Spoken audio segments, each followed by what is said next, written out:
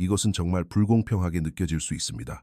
다이어트를 시작하면 얼굴은 갸름해지고 팔은 가늘어지는데 저 지독한 뱃살은 그대로 남아 마치 당신을 비웃는 것만 같습니다. 도대체 왜 그럴까요? 진실은 복부 지방이 단순한 에너지 저장고가 아니라는 점에 있습니다.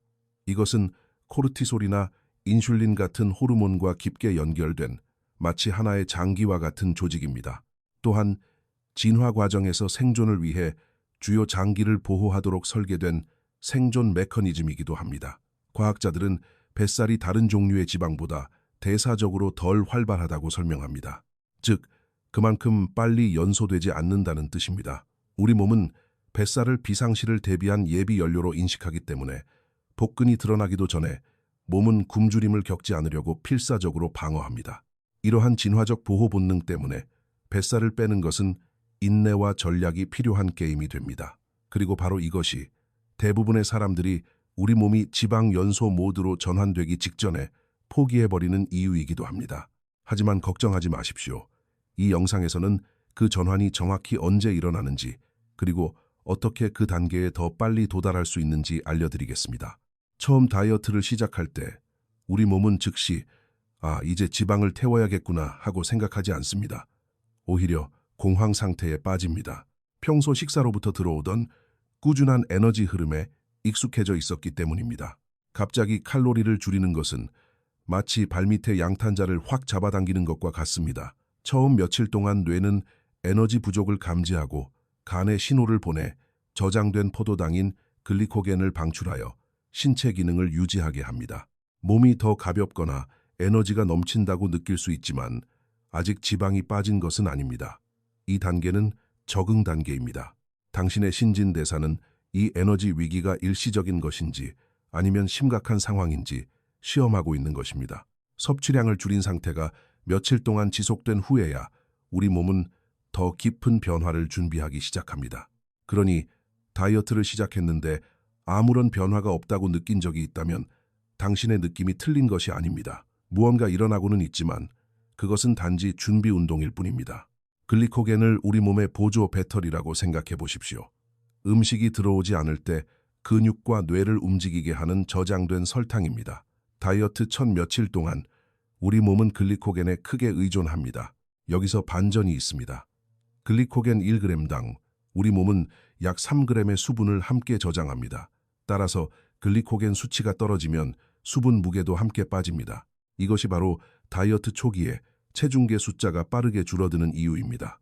하지만 다시 말씀드리지만 이것은 지방 감소가 아닙니다. 글리코겐이 바닥나면 인슐린 수치가 떨어지기 시작하고 마침내 우리 몸은 저장된 지방을 사용해도 좋다는 청신호를 보냅니다. 하지만 이 일은 하룻밤 사이에 일어나지 않습니다. 보통 3일에서 5일 정도 꾸준한 칼로리 부족 상태가 유지되어야 합니다. 초기에 빠지는 몇 파운드는 대부분 수분이지만 그것은 당신의 몸이 곧 지방 연소 단계로 진입할 것이라는 신호입니다. 첫 주는 마법처럼 느껴질 수 있습니다. 숫자가 내려가고 옷이 더 잘 맞고 마치 다이어트 천재가 된 기분이 듭니다. 하지만 이 초기 체중 감소를 지방 감소로 착각한다면 곧 좌절하게 될 것입니다. 글리코겐이 고갈되고 수분이 빠져나가면서 2kg에서 4kg 정도가 줄어들 수 있지만 이는 낮은 탄수화물 섭취와 줄어든 수분 저장량에 몸이 적응하는 과정일 뿐입니다. 일시적인 현상입니다. 많은 사람이 일주일이나 2주일 후 체중 정체기가 오면 포기합니다. 다이어트 효과가 끝났다고 생각하는 것이죠. 하지만 사실은 그때가 진짜 지방 연소가 시작되려는 순간입니다. 몸이 안정화되고 에너지 시스템을 재조정하고 있는 것입니다.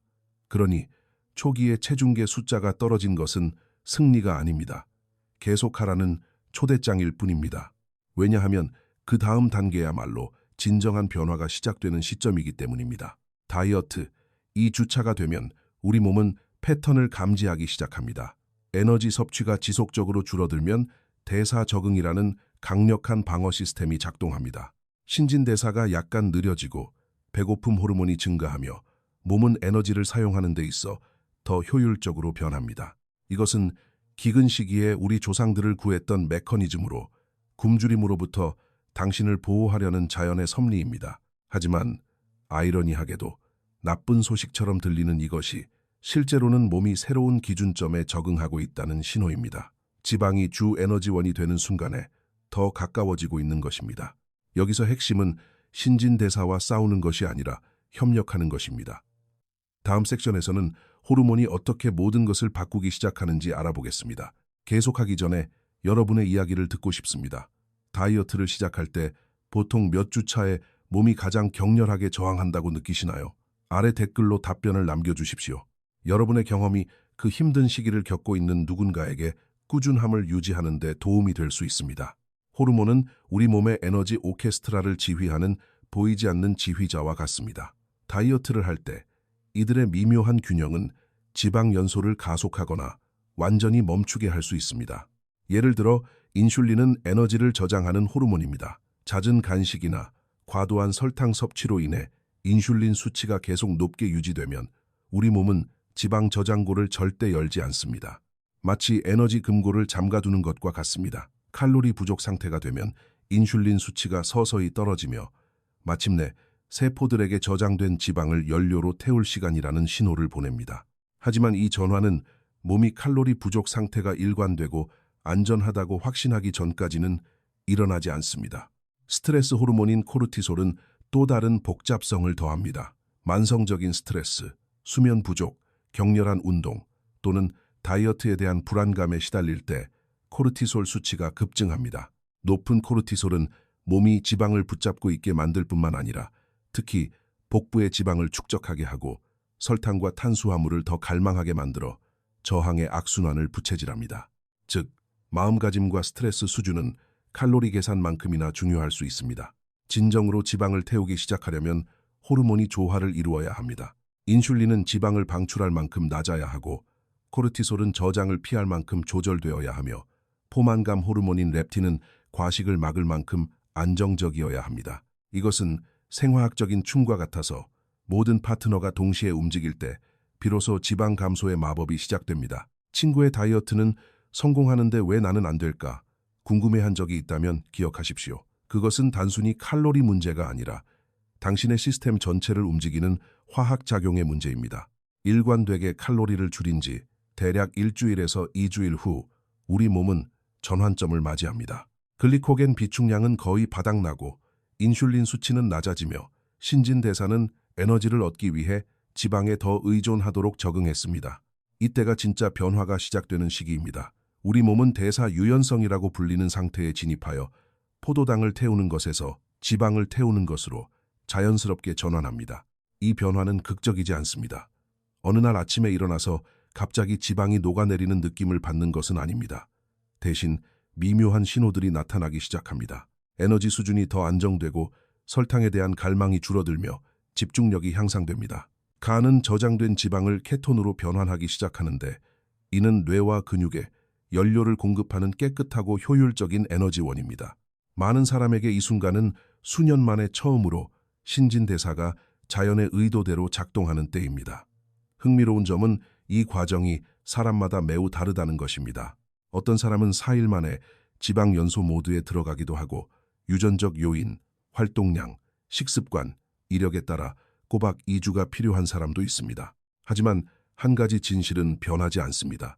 꾸준함이 강도를 이긴다는 것입니다. 몸은 공황 상태가 아니라 끈기에 보상합니다. 다이어트 과정에서 여기까지 왔다면 축하드립니다. 당신은 더 이상 지방을 태우는 척하는 것이 아니라 실제로 태우고 있는 것입니다. 모든 지방이 똑같이 만들어진 것은 아닙니다. 그리고 내장 지방과 피하 지방이라는 두 가지 주요 유형의 차이는 우리 몸이 지방을 어떻게, 어디서 잃는지에 대한 모든 것을 바꿉니다. 피하 지방은 피부 바로 아래에 있는 부드러운 층으로 손으로 잡을 수 있는 살입니다. 이것은 비교적 해롭지 않고 빼기도 쉽습니다. 반면 내장 지방은 간이나 장 같은 내부 장기를 감싸고 있습니다. 이것은 대사적으로 활발하며 위험하고 인슐린 저항성, 심장병, 염증과 관련이 있습니다. 놀라운 사실은 내장 지방이 피하 지방보다 더 빨리 연소되는 경향이 있다는 것입니다. 내장 지방은 대사적으로 더 활발하기 때문에 에너지가 부족해지면 우리 몸은 종종 이곳을 먼저 공략합니다. 그래서 어떤 사람들은 거울 속 모습이 크게 변하기 전에 혈당 개선이나 콜레스테롤 감소 같은 건강상의 이점을 먼저 알아차리기도 합니다. 눈에 보이는 지방, 특히 아랫배 주변의 지방은 보통 가장 나중에 빠집니다. 이것이 우리가 그토록 집착하는 뱃살이 왜 그렇게 고집불통인지 설명해 줍니다. 겉으로 보이는 것은 대부분 내장 지방층 위에 덮여 있는 피하 지방입니다. 그곳에 도달하려면 우리 몸은 더 깊고 위험한 지방을 먼저 처리해야 합니다. 답답할 정도로 느리게 느껴지지만 이는 신진대사가 외모보다 생존을 우선순위에 두고 해야 할 일을 정확히 하고 있다는 신호이기도 합니다. 그러니 다음번에 조바심이 난다면 기억하십시오. 당신의 몸은 복근을 조각하기 전에 당신의 생명을 구하고 있는 중입니다. 운동은 지방 감소 방정식에서 종종 오해를 받습니다. 많은 사람이 운동을 칼로리를 태우는 수단으로 생각하지만 운동의 진정한 힘은 신진대사를 변화시키는 방식에 있습니다. 예를 들어 근력 운동은 근육을 만듭니다. 그리고 근육 조직은 쉴 때도 더 많은 에너지를 필요로 합니다. 이는 기초 대사량을 높여 잠을 자는 동안에도 더 많은 칼로리를 태우게 한다는 뜻입니다. 고강도 인터벌 트레이닝, 즉 IT 또한 과학자들이 애프터번 효과라고 부르는 현상을 유발합니다. 운동이 끝난 후에도 몇 시간 동안 우리 몸은 산소를 소비하고 지방을 태웁니다. 하지만 걷기, 자전거 타기, 요가 같은 적당한 활동도 스트레스를 관리하고 코르티솔을 조절하는 데 결정적인 역할을 합니다. 비결은 꾸준함과 다양성을 결합하는 것입니다. 근력, 유산소, 회복을 섞어 우리 몸이 적응하지 못하게 하는 것이죠. 하지만 적절한 영양 섭취 없이 운동에만 의존하는 것은 수도꼭지를 틀어놓은 채 욕조물을 비우려는 것과 같습니다. 식단은 칼로리 부족 상태를 만들고 운동은 그 부족분이 지방 감소로 얼마나 효율적으로 이어질지를 결정합니다. 이 둘은 함께할 때 강력한 시너지를 냅니다. 단, 움직임을 처벌이 아니라 연료로 대할 때만 그렇습니다. 그러니 탈진을 쫓지 마십시오. 적응을 쫓으십시오. 목표는 더 많이 하는 것이 아니라 몸이 이미 가진 것을 더 잘 사용하게 만드는 것입니다. 완벽한 식단, 최고의 운동 루틴, 흔들리지 않는 규율을 가졌더라도 잠을 잘 못 자고 끊임없는 스트레스 속에 산다면 뱃살은 갑옷처럼 몸에 달라붙어 있을 것입니다. 깊은 수면 중에 우리 몸은 성장 호르몬을 분비하고 조직을 복구하며 배고픔과 포만감을 조절하는 호르몬인 렙틴과 그렐린을 조절합니다. 휴식을 줄이면 이 균형이 엉망이 되어 단 음식에 대한 갈망이 커지고 지방을 더 많이 저장하게 됩니다. 만성 스트레스는 피해를 증폭시킵니다. 높아진 코르티솔은 지방 연소를 막을 뿐만 아니라 지방 저장을 복부 쪽으로 재배치합니다. 이것은 위협으로부터 주요 장기를 보호하려는 신체의 방식인데 그 위협이 단지 스트레스 받는 업무일 뿐이라도 몸은 그렇게 반응합니다.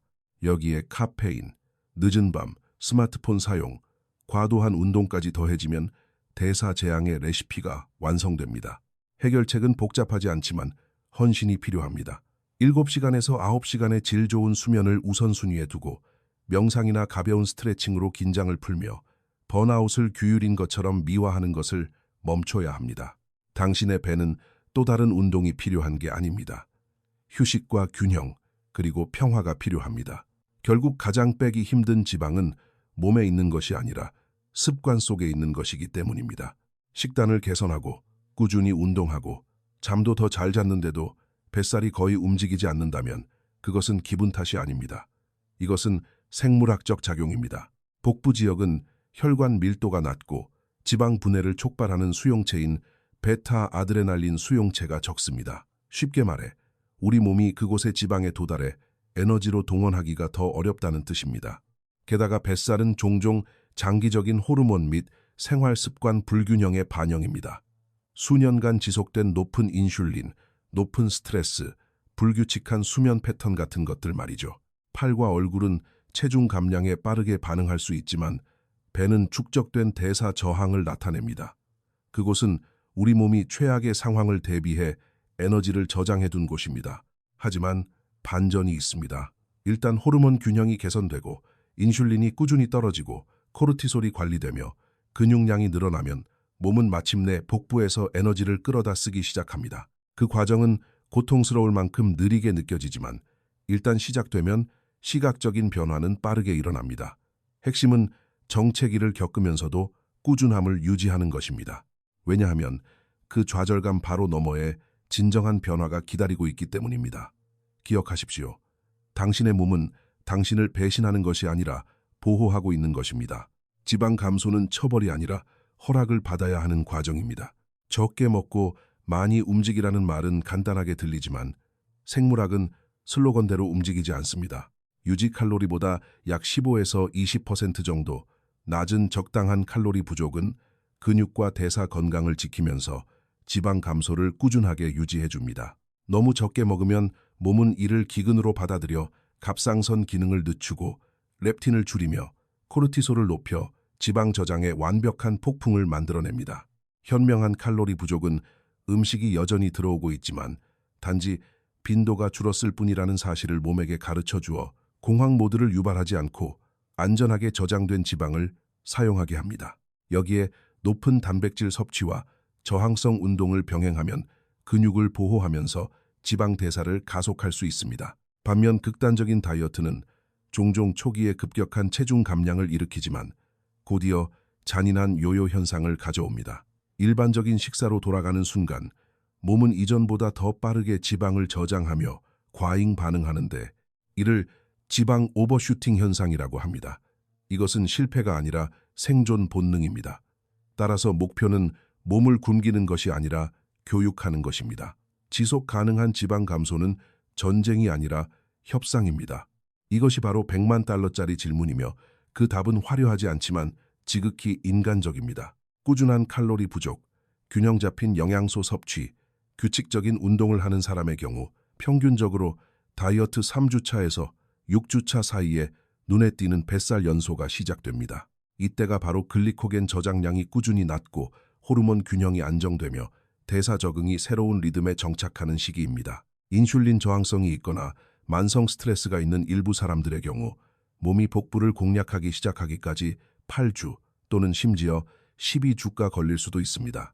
하지만 일단 그 전환이 일어나면 진전은 복리로 불어납니다. 신진대사가 지방을 효율적으로 사용하는 법을 배웠기 때문에 지방 감소가 가속화됩니다. 과학은 지방을 얼마나 빨리 태우기 시작하느냐가 아니라 지방이 주 에너지 원인 상태를 얼마나 오래 유지할 수 있느냐가 중요하다고 말합니다. 처음 몇 주는 당신의 규율을 시험합니다.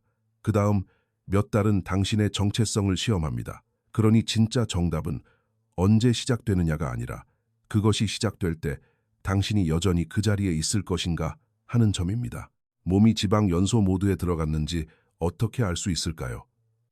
체중계의 숫자가 아니라 당신의 기분이 말해줍니다.